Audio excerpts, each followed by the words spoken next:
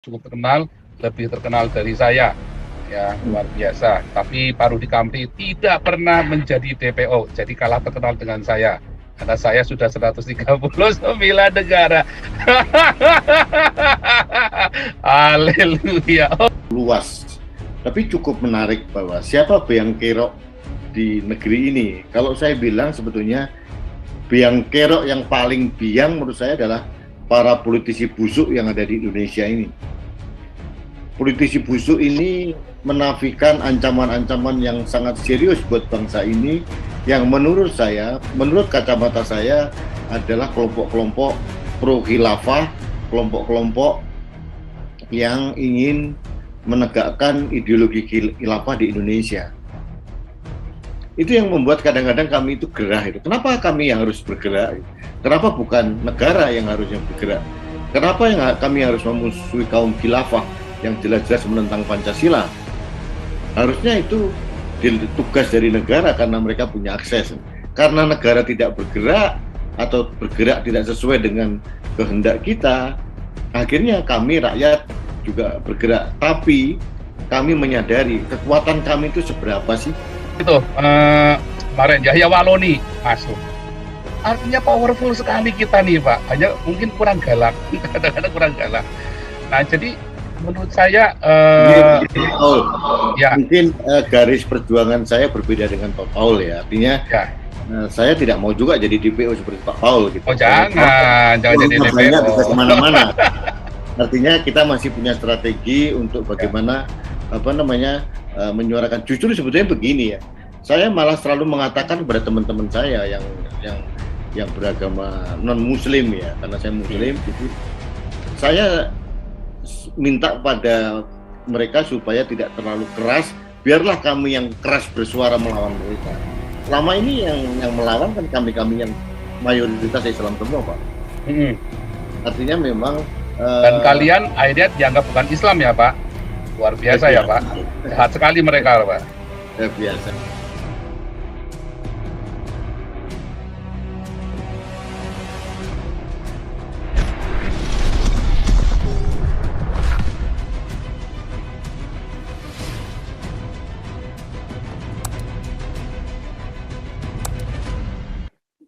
Luar biasa. Malam ini kita ada tamu istimewa Pak Rudi S. Kamri yang sudah beken sekali dan cukup menggelegar YouTube-nya. Saya sempat beberapa kali saya juga dengarkan YouTube Pak Rudi Kamri ini ya, karena suka nongol di YouTube saya. Jadi kalau ada judul bagus selalu saya dengarkan. Wah ini Pak Rudi ngomong apa nih? Wah ini rupanya bagus juga ya. Kita channel kanal anak bangsa Rudi S. Kamri ya, itu Anda tahu semua, ini sudah cukup terkenal, lebih terkenal dari saya ya, luar biasa. Tapi Pak Rudi Kamri tidak pernah menjadi DPO, jadi kalah terkenal dengan saya karena saya sudah 139 negara. Haleluya. Oke, kita nggak pakai lama, nggak pakai basa-basi karena ini bukan channel basa-basi, to the point, langsung tanpa teteh aling-aling, menggubrak, menggelincang, kejang-kejang semuanya. Nah, malam ini tema kita seperti yang disampaikan Pak Puteh ya, adalah siapa biang kerok di negara Indonesia? Bukan saya loh. Silakan Pak Puteh dulu sebelum masuk ke Pak Rudi Kamri. Sebagai moderator malam ini. Pastor. Terima kasih Belum di mute. Pak Paul. Oh ya, Terima kasih sebentar Pak Puteh, teman-teman. saya mute all dulu Pak Puteh supaya jangan ada yang aneh-aneh. Silakan Pak Puteh, dinyalakan dulu mikrofonnya. Terima kasih teman-teman. Sebangsa dan setanah air, terima kasih Pak Rudi Kamri menjadi tamu kehormatan. Ya, banyak cerita yang sudah digebukin di Monas. Ya, dibilang biang kerok. Ternyata enggak juga ya. Ada Pak Paul Zhang, dibilang biang kerok, ternyata enggak juga. Ya, kemudian timbul lagi masalah ya di TNI Polri ya. Kita nggak tahu juga ini siapa biang kerok. Dulu kan dianggap kita punya TNI begitu turunin baliho dibilang biang kerok. Tapi sekarang malah jadi pahlawan, menjadi kasat ya. Jadi kita sebagai anak bangsa, kita mengundang Pak Rudi Kamri sebagai kanal anak bangsa, mungkin bisa punya wacana baru ya. Yang dimaksud biang kerok di Indonesia ini siapa?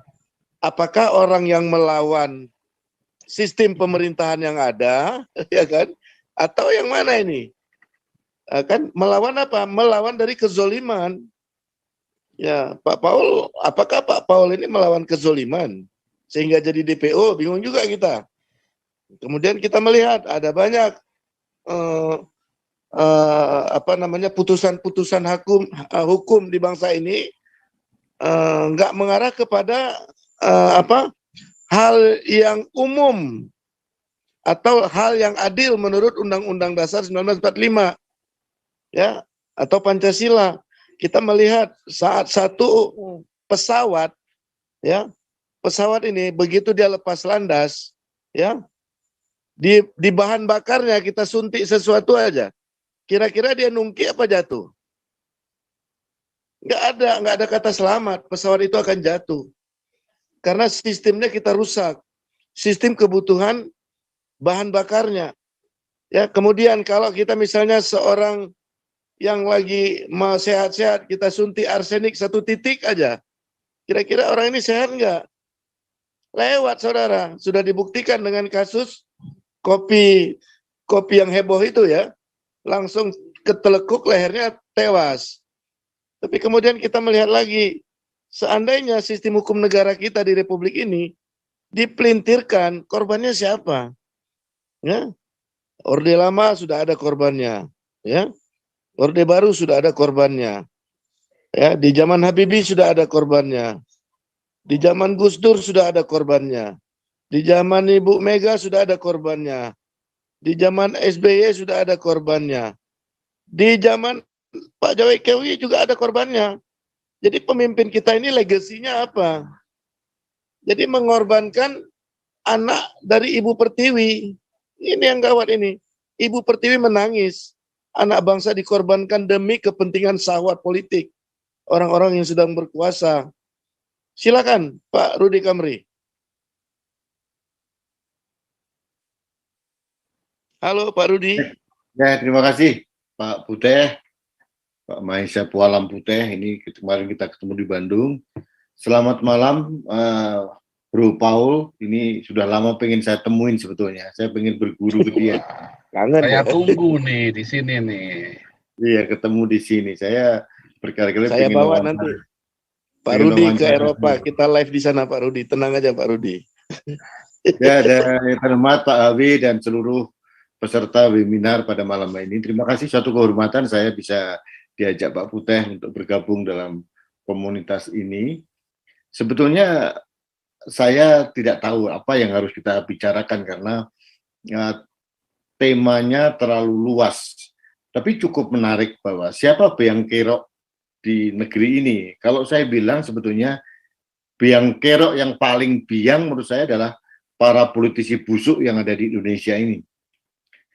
Politisi busuk ini menafikan ancaman-ancaman yang sangat serius buat bangsa ini, yang menurut saya, menurut kacamata saya adalah kelompok-kelompok pro-khilafah, kelompok-kelompok yang ingin menegakkan ideologi khilafah di Indonesia. Sebetulnya kalau semua komponen bangsa termasuk para politisi mempunyai keteguhan sikap untuk menjaga NKRI dan Merah Putih, kelompok-kelompok pro khilafah ini mudah sekali digulung dengan mudah sebetulnya. Tapi karena ada pembiaran karena akan dimanfaatkan, jadi akhirnya masalah khilafah dan kelompok-kelompok HTI, kemudian FPI dan sebagainya itu terus berkembang dari waktu ke waktu. Jadi menurut saya kalau mau dibicarakan biang kerok artinya adalah politisi-politisi busuk itu yang pragmatis mengeruk keuntungan melalui kekuasaan maupun yang mengeruk uang negara. Inilah sebetulnya yang membackup kelompok-kelompok yang saat ini menjadi ancaman serius buat bangsa Indonesia. Kalau saya dikatakan ancaman seriusnya apa, yaitu kelompok-kelompok pro khilafah ini jelas ini. Turunannya jelas, mereka adalah orang-orang yang intoleran. Ini berkembang di mana-mana. Kelompok-kelompok radikal kemudian juga berkembang. Kemudian di atasnya itu karena ada pembiaran, akhirnya terorisme juga tidak berkurang, malah bertambah di mana-mana. Sebagai contoh saja, kasus Palu gitu. Terus Palu itu berapa sih kekuatan ahli Al-Quran? Cuma satu atau berapa orang aja, tidak lebih dari 10 orang.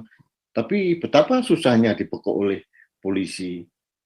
Karena menurut saya memang ada indikasi bahwa ini memang dipelihara, gitu. Sehingga kelompok-kelompok pragmatisme di tubuh TNI, Polri ini juga membuat masalah ini berlarut-larut. Jadi ini yang sering saya kritisi, bahwa pemerintah Presiden Jokowi dalam banyak hal saya dukung sepenuhnya, tapi di sisi lain masalah penuntasan kasus intoleran, radikalisme dan sebagainya ini kurang maksimal. Ini yang selalu saya kritisi, dan itu menjadi PR kita karena kelihatannya teamwork dari Presiden Jokowi tidak terlalu capable untuk menangani hal ini ya. Dulu di awal tahun 2019 saya berharap dengan adanya Wapres yang dari Kiai ini bisa meredamkan kelompok-kelompok radikalis Islam. Ternyata tidak terbukti. Ternyata tidak ada pengaruh apa-apa. Bahkan di Jawa Barat, di Banten pun Presiden Jokowi juga tetap kalah. Jadi artinya harapan ini tinggal harapan, tidak ada realisasi apa-apa. Dan belum beranjak kemana-mana kita langsung kena pandemi. Jadi ini yang membuat saya prihatin sebetulnya. Yang terakhir kasus Irjen Polisi Verdi Sambo yang berkelanjutan melebar kemana-mana, menimbulkan spekulasi liar yang nggak terkendali. Ini sebetulnya juga kalau energi kita habis untuk memonitor kasus itu, tadi dalam opini saya mengatakan bagaimana dengan kasus lain, kelompok-kelompok Khilafatul Muslimin, kelompok ACT yang katanya ada aliran dana ke kelompok teroris, terus kelompok masalah yang lain ya, dan ini kayaknya dimanfaatkan oleh kelompok-kelompok radikalis ekstrem kanan ini untuk bekerja karena polisinya sedang sibuk dengan diri sendiri.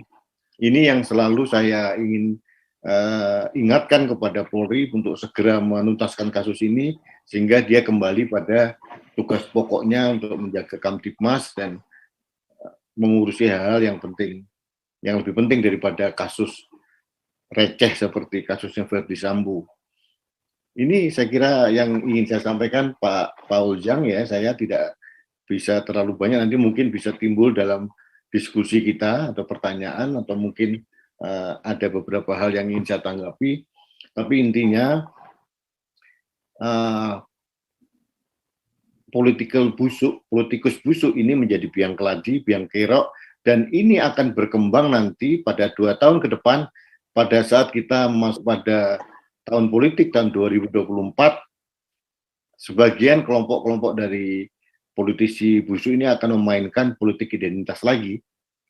Ini seperti kasus Pilgub DKI yang kemudian akan diperbesar atau diamplifikasi lebih besar lagi. Ini ada nuansa atau ada aroma akan menuju ke sana. Inilah yang sedang saya dan teman-teman saya untuk mencegah hal ini. Jangan sampai politik identitas ini membelah bangsa ini semakin terpolarisasi seperti dulu. Dan ini membutuhkan bantuan dari semua stakeholder, baik yang ada di dalam negeri maupun di luar negeri, untuk membantu kita agar politik identitas ini tidak berkelanjutan dan tidak terus memainkan sehingga bisa merusak keindonesiaan kita, merusak keberagaman kita. Saya kira itu sementara Mas Paul, Pak Putih yang bisa sampaikan, mungkin bisa nanti dilanjutkan dengan diskusi kita. Terima kasih. Ya, teman-teman, yang tema kita hari ini ya, bagaimana kita mewujudkan Indonesia Pancasila Lalu siapa biang keroknya? Kita selalu temanya tiap hari Senin ini Galarua adalah tentang Pancasila ya. Dan Kamis tentunya, bukan Pancasilanya Senin Kamis, bukan, tapi kebetulan hari Galarua itu hari Senin dan hari Kamis itu hari untuk Pancasila. Nah, hari ini tema kita adalah tentang biang kerok. Siapa yang biang kerok? Kenapa Pancasila nggak bisa diterapkan di Indonesia? Sulit sekali ya. Dan dalam banyak kesempatan saya selalu berkata Eropa ini lebih Pancasila daripada Indonesia. Nah, saya selalu bilang begitu ya. Dan mengapa Eropa ini bisa lebih Pancasila dari Indonesia? Saya yakin Pancasila itu dicuri sama orang Belanda dulu. Waktu datang 350 tahun Pancasila dicuri. Orang Indonesia ya bingung sekarang belajar Pancasila di mana. Orang Belanda punya lengkap. Semua sejarah tentang Pancasila ada di Belanda. Boleh percaya, boleh enggak ya. Semua cerita tentang Pancasila ada di sini, Pak. Pak Paul. Pak. Ya. Sebentar, saya ingin menambahkan karena saya baru tahu kalau ini juga terkait dengan topik tentang Pancasila. Oh iya, selalu Pak, Senin Kemis, Pak. Oh iya, saya kurang informasi mungkin. Nah, kalau ini terkait dengan Pancasila, Pak, ini sekarang di Indonesia ini sudah muncul beberapa kelompok atau komunitas yang menjaga Pancasila. Seperti kemarin yang saya dengan Pak Putih di Bandung itu juga melakukan hal yang sama. Kemudian kemarin alumni perguruan tinggi se-Jawa Barat dan seluruh Indonesia juga mendeklarasikan untuk menjaga Pancasila. Nah, saya sendiri juga beberapa dengan berbagai tokoh di Indonesia juga membuat komunitas masyarakat penjaga Pancasila. Nah, pertanyaannya adalah kenapa muncul komunitas-komunitas seperti itu? Karena seharusnya itu tidak perlu terjadi kalau negara bisa menjaga Pancasila. Nah, kita sudah mempunyai instrumen, alat, yaitu BPIP, Badan Pembina Ideologi Pancasila. Tapi ternyata sampai tahun ke-8, tahun ke-7 atau 8 itu BPIP dibentuk, ternyata hasilnya menurut saya hampir tidak kelihatan. Jadi hanya menghabiskan biaya APBN dan sebagainya. Dan makanya kita masyarakat sipil ini bergerak terus untuk menjaga Pancasila. Nah, salah satu kelemahan mendasar dari pemerintah atau negara, mengapa Pancasila ini masih sering diganggu, yang tadi dikatakan oleh Mas Paul, karena pemerintah tidak bisa menerjemahkan Pancasila dalam bahasa kekinian. Pancasila tidak lagi bisa diterjemahkan seperti dulu pada zaman saya SMA tahun 80-90 atau dalam bentuk P4 ataupun tidak bisa lagi. Kemudian sekarang ini tidak ada tokoh-tokoh yang bisa menerjemahkan Pancasila dalam proses kekinian yang ada sekarang, sehingga Pancasila ya seolah-olah menjadi sesuatu yang absurd gitu, yang abstrak, yang kita tetap mengakui, tapi banyak juga yang tidak tahu apa Pancasila, apa manfaatnya. Apakah Pancasila itu sebagai way of life, dan way of life-nya seperti apa. Nah, ini yang terjadi. Pada tahun 98 sampai tahun 2014, itu hampir 16 tahun kalau nggak salah, kita kehilangan narasi Pancasila. Pada saat setelah Orde Baru, itu tidak ada lagi kita membahas Pancasila, bahkan pelajaran sekolah tentang Pancasila pun di take down. Nah, mulai zaman Pak Jokowi menjadi presiden, mulai dimunculkan kembali Pancasila ini, ada BPIP dan sebagainya, tapi menurut saya tetap aja tidak ada gaungnya secara signifikan, sehingga tetap Pancasila tidak bisa diterjemahkan dengan lebih real oleh generasi muda yang sekarang. Nah, itu yang terjadi, akhirnya Pancasila menjadi sasaran tembak yang kata Pak Paul tadi. Kenapa sering diganggu? Karena menurut saya, selama Pancasila diganggu, menurut hemat saya Pak Paul ya, negara hampir tidak berbuat apa-apa gitu. Hampir tidak. Yang melawan itu justru kami yang social influencer ini gitu. Itu yang membuat kadang-kadang kami itu gerah itu. Kenapa kami yang harus bergerak? Kenapa bukan negara yang harusnya bergerak? Kenapa kami harus memusuhi kaum khilafah yang jelas-jelas menentang Pancasila? Harusnya itu tugas dari negara karena mereka punya akses. Karena negara tidak bergerak atau bergerak tidak sesuai dengan kehendak kita, akhirnya kami rakyat juga bergerak. Tapi kami menyadari kekuatan kami itu seberapa, akses kami terbatas gitu loh. Jadi harusnya sekali lagi pemerintah atau negara yang bergerak untuk melindungi Pancasila. Nah, salah satu caranya adalah bagaimana Pancasila itu diterjemahkan atau dibumikan dengan situasi kekinian sehingga dimaknai sebagai way of life seluruh bangsa Indonesia, bukan sekedar dogma, tapi benar-benar diakui dan dijalankan dengan baik. Karena menurut saya masih mengakui bahwa Pancasila adalah perekat dari puluhan ribu pulau atau mungkin beberapa provinsi di Indonesia ini menjadi perekat. Kalau itu tidak ada, saya takut perekatnya lepas satu persatu. Ini yang membahayakan NKRI. Itu menurut saya. Jadi Pancasila masih kita perlukan, Mas. Tapi kami memang terus berteriak, dan saya berharap ke depan memang ada goodwill atau political will dari negara untuk semakin teguh memberikan penguatan pada Pancasila sehingga tidak mudah diserang oleh kelompok manapun. Demikian, Mas Paul. Nah, ini Pak, ini sebelum ini ada Pak Bom ya, tapi sebelum ke Pak Bom saya mau komentari dulu tadi. Ada satu yang kurang pas tadi saya, kata kami ini siapa, kekuatannya nggak seberapa. Menurut saya enggak, Pak. Lihat ya, BPIP itu dananya sudah miliaran loh, Pak. Sampai sekarang ya ini mohon maaf ya, ini Pak Jenderal Tobing paling tidak suka kalau dibanding-bandingkan ini. Cuman nyatanya buku Pancasila launching lebih dulu kita daripada BPIP loh, Pak. Kita ya waktu itu kita kumpulkan dana dari sini, hanya dalam 3 bulan kita kumpulkan 400 juta. Oh, berapa tuh Pak Putih yang tahu tuh sama Pak Tobing. Untuk buku Pancasila. BP itu miliaran, bukunya enggak keluar-keluar. Kita duluan yang launching malah. Dan begitu kita launching, kita langsung nggak pakai basa-basi. Kita langsung campaign dari kota ke kota. Artinya kita ini powerful loh, Pak. Rudi Kamri itu powerful loh. Denny Siregar ini powerful loh. Nah, hanya memang kurang galak, Pak. Nah, begitu coba. Ini saya bukan lagi ini ya. Saya dicaci maki orang se-Indonesia. Tetapi tahun ini ada nggak gereja ditutup? Nggak ada loh, Pak. Tahun kemarin, zaman Jokowi 200 gereja ditutup. Begitu saya teriak, tahun ini tidak ada gereja ditutup. Tahun ini tidak ada rahasia lagi orang-orang radikal-radikal yang rahasia warung-warung makan lagi puasa. Ya kan? Sebelum saya teriak, orang Islam kalau menista agama lain tidak ada yang masuk penjara. Orang dari agama lain menista Islam masuk penjara.